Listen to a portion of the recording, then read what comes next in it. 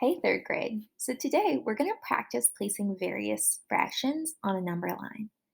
Before that, as always, we're going to jump in with some fluency.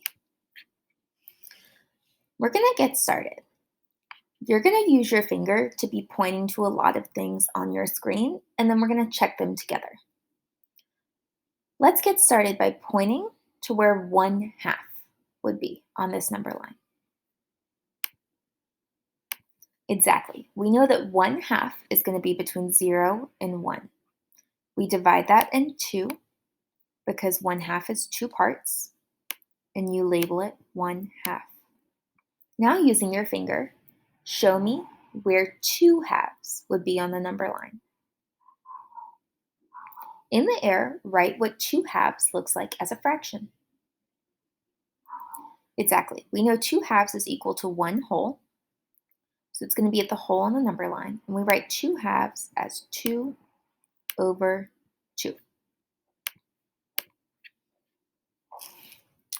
So we know that fractions are parts of a whole.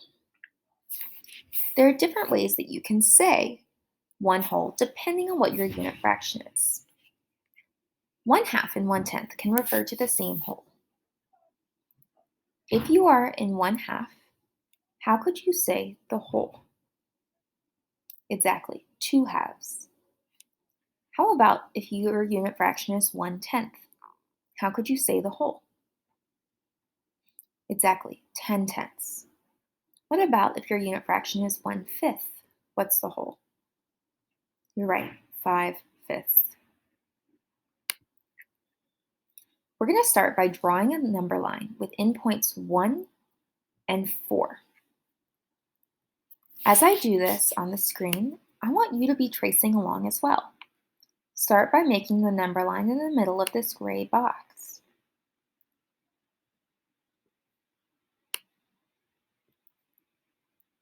What do I label at this end? You're right, 1 based off the directions. What do I label at this end? 4. Now I need to label my other holes. What are the holes that come between 1 and 4? You're right, 2 and 3. So I'm going to put my 2 here and my 3 here.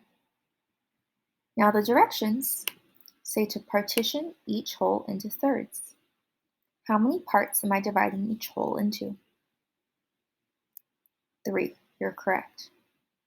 So I have 1/3, 2/3, 3/3. Oh, but I need to start counting. This is 1, not 0. So my 1 is 3/3,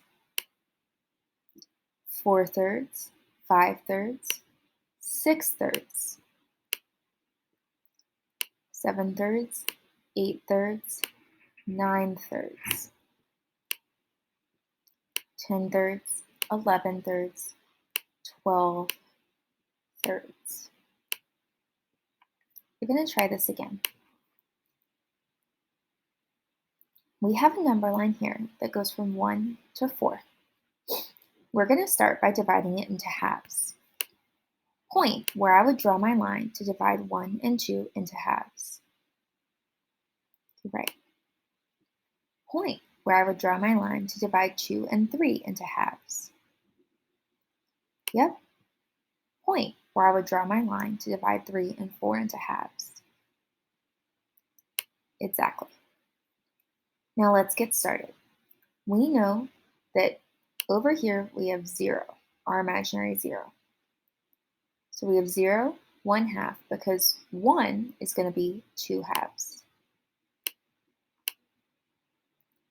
Now let's find where 5/2 go. If 2/2 is here, we have 3/2, 4/2, 5/2. Then we keep counting, 6/2, 7/2.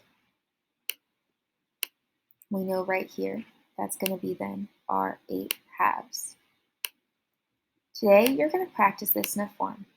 If you have any questions, as always, please write them in the comments, and we can meet up either with me or Miss Moody